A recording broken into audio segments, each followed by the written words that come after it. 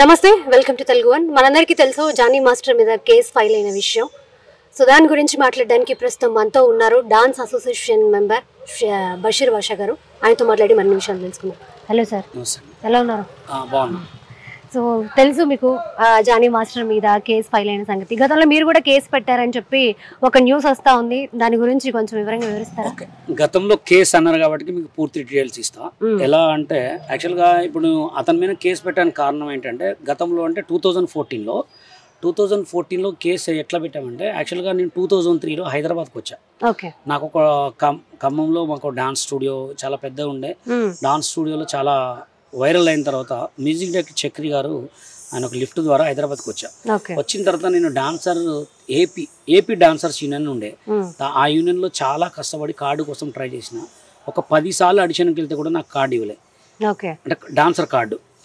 నా లెక్క ఒక 100 మంది డాన్సర్లు, హరినాథ్ రెడ్డి కావచ్చు, చాలా మంది అనమాట, వాళ్ళందరం కలిసి ఆడిషన్కి వెళ్తే ఇప్పుడు ఆటలో చేసే కొరియోగ్రాఫర్లు అందరూ కూడా కార్డు కోసం ట్రై చేస్తే కార్డు ఇవ్వలే. ఇవ్వకపోతే ఏం చేసామంటే 2011లో ముంబై వెళ్ళి కొరియోగ్రాఫర్ కార్డులు తెచ్చుకున్నాం. కొరియోగ్రాఫర్ కార్డ్స్ తెచ్చుకున్న తర్వాత ఏ ఇయర్ లో జరిగింది? ఇది 2011లో కొరియోగ్రాఫర్ కార్డ్స్ మా గ్రూప్ అనమాట. ఒక 100 మెంబర్స్ కొరియోగ్రాఫర్స్. వీళ్ళంతా కూడా యూనియన్ అందరు కూడా అన్ని టీవీ షోలలో రియాలిటీ షోలో ప్రైజ్ కొట్టిన వాళ్ళే వీళ్ళంతా. మేమందరం ఒక యూనియన్ ఒక గ్రూప్ పెట్టుకున్న తర్వాత ఆల్రెడీ అందరం సాంగులు చేస్తున్నాం. సాంగులు చేస్తుంటే వీళ్ళ బెదిరింపు ఏంటంటే, నువ్వు ముంబై పోయినావు, ముంబై కార్డు తెచ్చుకున్నావు, ఇక్కడ సాంగులు చేయొద్దు. ఆడిషన్కి పోయినప్పుడు ఆడిషన్ కార్డు ఇవ్వలే, ముంబై కార్డు తెచ్చుకుంటే సాంగులు చేయనీలే. సాంగులు చేయకపోతే మరి ఇప్పుడు ఏం చేయాలన్నా అంటే, మీరు సాంగులు చేస్తే ముంబై గర్ల్స్ ముంబై బాయ్స్నే వాడుకోవాలి, ముంబై వాళ్ళనే వాడుకోవాలన్నారు. తర్వాత ఏం చేసినాం, తిరుగుతున్నాం. ఇప్పుడు ముంబై కార్డు అంటే మీరు ప్రొడ్యూసర్ ఉన్నారండి, మేము సాంగులు తెచ్చుకొని చేయాలంటే ముంబై గర్ల్స్కి అంత బడ్జెట్ పెడతారా? నా పదులు ఎవరికి ఇస్తారు? లోకల్ వాళ్ళకి ఇస్తారు. అట్లా చాలా మంది కూడా మమ్మల్ని ఇబ్బంది పెట్టింది. తర్వాత 2014లో తెలంగాణ వచ్చింది. తెలంగాణ వచ్చిన తర్వాత Telangana cinema dancers and dance directors ఈ యూనియన్లో ఉన్న కొరియోగ్రాఫర్లు అందరం కలిసి తెలంగాణ యూనియన్ పెట్టుకున్నాం. తెలంగాణ యూనియన్ పెట్టుకున్న తర్వాత 1000 మంది డాన్సర్లకు ఆడిషన్ పెట్టుకున్నాం. మొత్తం కంటిన్యూ నడుస్తుంది. మేడ్చల్లో నేను ఒక సాంగ్ చేస్తుంటే జానీ మాస్టర్తో పాటు కొంతమంది టీము అందరు వచ్చి మమ్మల్ని కొట్టారు.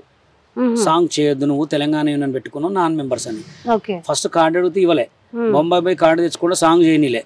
తెలంగాణ యూనియన్ వచ్చిన తర్వాత గవర్నమెంట్ రిజిస్ట్రేషన్ చేసిన తర్వాత ఇవ్వకపోతే 2014లో జానీ మాస్టర్ మీద కొంతమంది మీద కేసు పెట్టాము. కేసు ఏమని పెట్టాము, మా సాంగులు ఆఫ్ చేశారు. ఇది ఇక్కడ మనం చూడొచ్చు. కేసు ఎవరెవరి మీద పెట్టారో వాళ్ళ పేర్లు అందరివి ఇక్కడ ఇవ్వడం జరిగింది. 7 మెంబర్స్ మీద మేము కేసు పెట్టాం. ఈ కేసు ఎందుకు పెట్టాము, మమ్మల్ని వచ్చి ఇబ్బంది చేశారు. ఈ కేసు పెట్టకపోయే వాళ్ళం ఇంకెన్ని రోజులు తట్టుకోవాలా? బొంబాయి కార్డు అనేవండి, కార్డు ఇయర్ బొంబాయి పోయి తెచ్చుకున్న తర్వాత సాంగులు చేయనియరు. తెలంగాణ యూనియన్ పెట్టుకున్న తర్వాత కూడా మమ్మల్ని వచ్చి గొడవ చేస్తే మా బతుకులు ఏం కావాలి? అంటే ఇప్పుడు కొరియోగ్రాఫర్స్ వాళ్ళే ఉండాలా, వాళ్ళే అసిస్టెంట్లు, వాళ్ళే డాన్సర్లు, వాళ్ళే, మేము కాదు. ఇది అయిపోయిందా? ఇప్పుడు పెట్టిన అమ్మాయి కేసు పెట్టింది. అమ్మాయి ఏజ్ ఎంత? ఇప్పుడు ఏజ్ ఎంత అమ్మాయిది?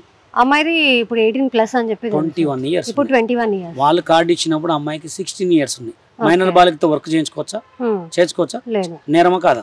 వాళ్ళ యూనియన్ బ్యాన్ చేయాలా లేదా? అంటే ఒక అమ్మాయికి 16 సంవత్సరాల అమ్మాయికి కార్డు ఇస్తారు. ఇన్ని సంవత్సరాల నుంచి మేము కొట్టుకొని ఇంత ప్రూఫ్ అన్ని టీవీ షోలలో కష్టపడితే మాకు కార్డు ఇవ్వలే. అంటే అమ్మాయి ముంబై అమ్మాయినా వర్క్ ఇక్కడ చేసుకోమని అమ్మాయికి రూల్స్ ఇస్తారు. అంటే మేమేమైనా తప్పు చేసినాం అంటే, మేము వాళ్ళ ఇంట్లో ఏమైనా సొమ్ము తిన్నామా, లేకపోతే వాళ్ళ ఇంట్లో వాళ్ళు ఏమైనా ఇబ్బంది పెట్టినామా? అంటే మాకు వచ్చేది డ్యాన్స్, అమ్మాయికి వచ్చేది, మాకు డ్యాన్స్ రాదు, అమ్మాయికి డ్యాన్స్ వచ్చా. ఇలా నన్ను ఒక్కడే కాదు, నా ఒక్కడి వేదన కాదు, ఎంతమంది వేదన ఇది, ఎంతమందిని ఇబ్బంది పెట్టారు. ఇప్పుడు స్టిల్ ప్రజెంట్ కూడా మా తెలంగాణ యూనియన్కి వర్క్ లేదు. మా దగ్గర 1000 మంది డాన్సర్లు ఉన్నారు, వర్క్ చేసుకోవట్లే. వీళ్ళదే ఒక పెద్ద సినిమా కొరియోగ్రఫీ మన రీసెంట్గా ఈ సినిమా పేరు ఏం పేరు, భీమ్లా నాయక్లో వెనక 500 మంది డాన్సర్లను పెట్టారు.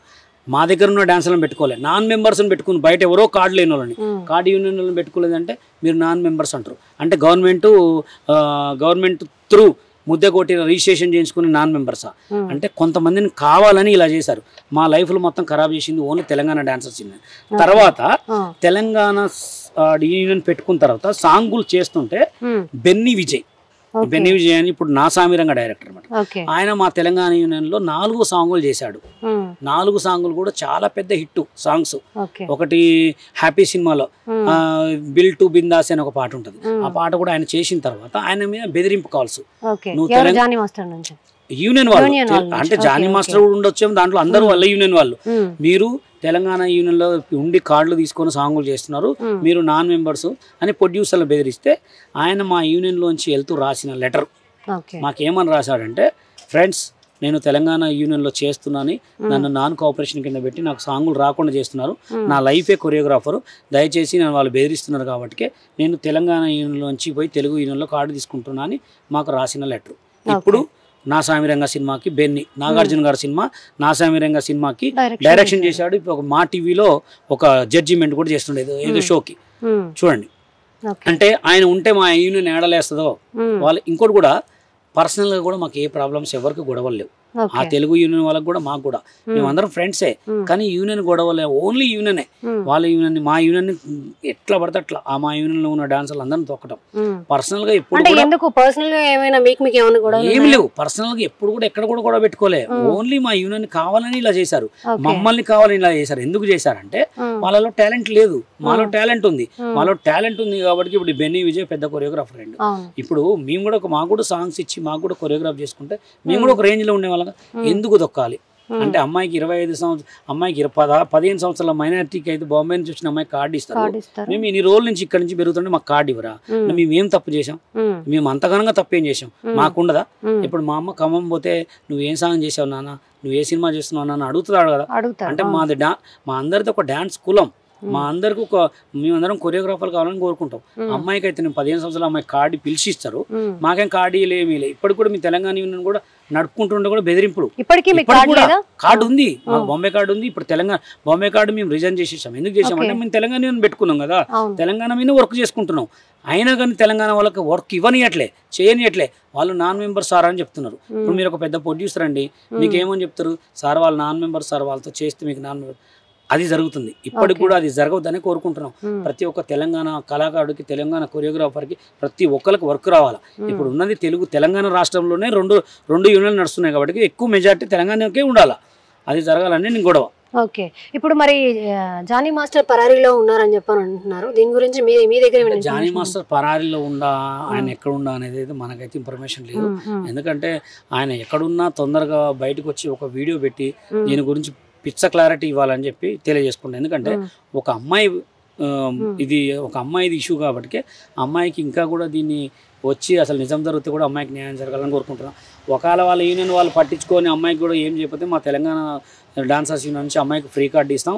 అమ్మాయికి ఒక 1 year తో పాటు అమ్మాయికి ఫుల్ సెక్యూరిటీగా మేము ఉంటాం. ఓకే, అంటే అసలు జానీ మాస్టర్ స్వభావం ఏంటని ఎలా ఉంటారు మీకు తెలిసి? అంటే ఆయన ఫిల్మ్ నగర్ లో ఇక్కడ స్నేహర్ కాలనీలో తిరిగేటప్పుడు అయితే మనస్తత్వం అయితే మంచోడే, కానీ అది ఎలా జరిగింది ఏందనేది ఆయన వీడియో పెడితే తప్ప మనం అయితే. ఓకే, అంటే ఆ అమ్మాయిని 5 years నుంచి ఇట్లా లైంగిక అత్యాచారం చేస్తున్నారని చెప్పి వింటున్నాము.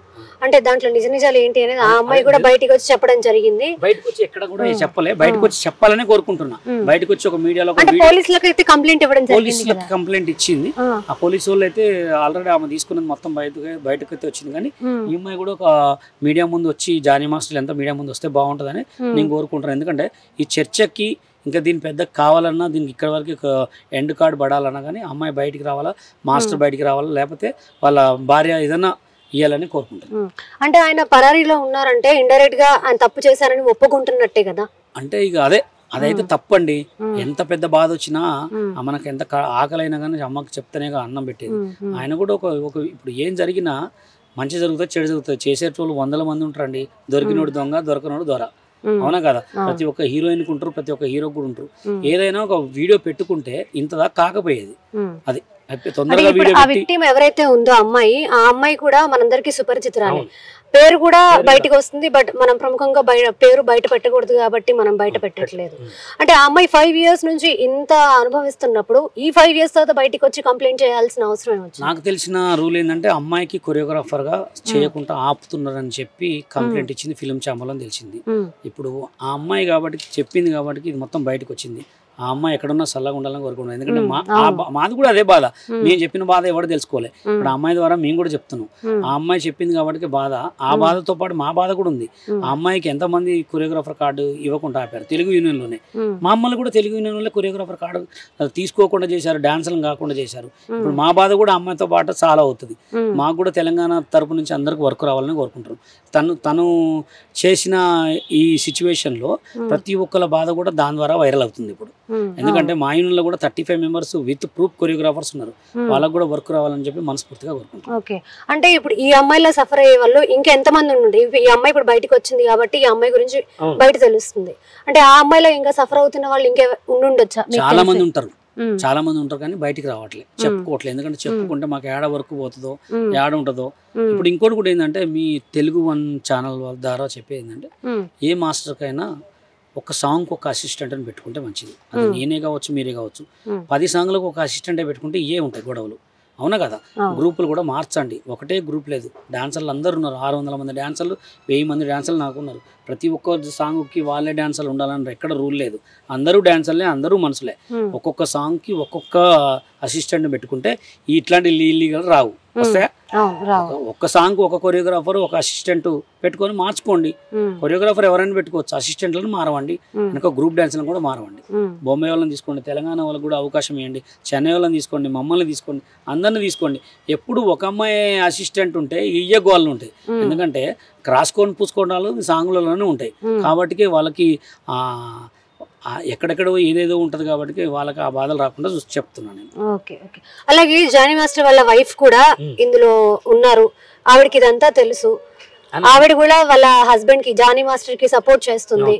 ఆ అమ్మాయిని హింసిస్తుంది అని కూడా అంటున్నారు. ఎవరైతే విక్టిమ్ ఉన్నారో ఆ అమ్మాయిని కూడా బాగా టార్చర్ చేసింది, జానీ మాస్టర్ ని పెళ్లి చేసుకోవాలి అని చెప్పి. అలాగే ఆవిడ మీద లవ్ జిహాద్ కేసు కూడా ఫైల్ అయిందని చెప్పి ఆరోపణలు వస్తున్నాయి. ఇది ఎంతవరకు నిజం? అదే అండి, వాళ్ళు కూడా చెప్తున్నారు, చాలా మంది నేను కూడా విన్నాను. కానీ దీని అందరికి మొత్తం ఒక క్లారిటీ కావాలి అనుకుంటే జానీ మాస్టర్ వైఫ్ కానీ, ఇప్పుడు కేసు పెట్టిన అమ్మాయి కానీ, జానీ మాస్టర్ వైఫ్ గురించి ఆవిడ పర్సనల్ గా అంటే మేము అప్పుడు నేను కేసు పెట్టినప్పుడు అక్కడికి వచ్చినప్పుడే మాట్లాడినా. తను కూడా చాలా మంచిదే. కానీ ఇది ఎలా జరిగింది అసలు, ఇంత పెద్ద అసలు షాకింగ్ న్యూస్ అనమాట. ఎందుకంటే లవ్ జిహాద్ అనేది చిన్న విషయం కాదు. లవ్ జిహాద్ అనేదాన్ని, లవ్ జిహాద్ అసలు ఏందండి? ఇప్పుడు నేను ఏం మత మార్పిడి చేయకూడదా? ఇప్పుడు నేను ఉన్నాండి, నేను ఒక హిందూ, నేను ఒక ముస్లిం, అంటే బలవంతంగా మత మార్పిడి చేసి పెళ్లి చేస్తారండి. అదే కదండి, అది నేను చెప్తానండి. ఇప్పుడు నేను ముస్లిమ్స్, మా భార్య హిందూ, మీ ఇద్దరు లవ్ మ్యారేజ్ చేసుకున్నాం ఇష్టమయ్యే. ఇప్పుడు మత మార్పిడి ఎట్లా చేస్తారు? మత మార్పిడి చేయాలంటే అది అమ్మాయి ఇష్టం ఉంటేనే మారుతుంది. ఇప్పుడు మా మిస్సెస్ ఉంది, మా మిస్సెస్ నన్ను ముస్లింగా చేసుకుంది, హిందూగా చేసుకుంది, చర్చికి వెళ్తాం, గుడికి వెళ్తాం, అన్నీ వెళ్తాం. మాకు ఇప్పుడు నాకు 11 years బాబు ఉన్నాడు.